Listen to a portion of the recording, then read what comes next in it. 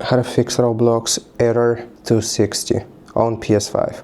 So the first thing that you want to do is to press the options button on your controller, and here check for update.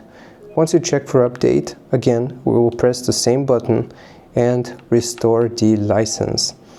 Okay, so just click on restore, and here wait for your PS5 to restore the license. This is just gonna make sure that Roblox is properly installed.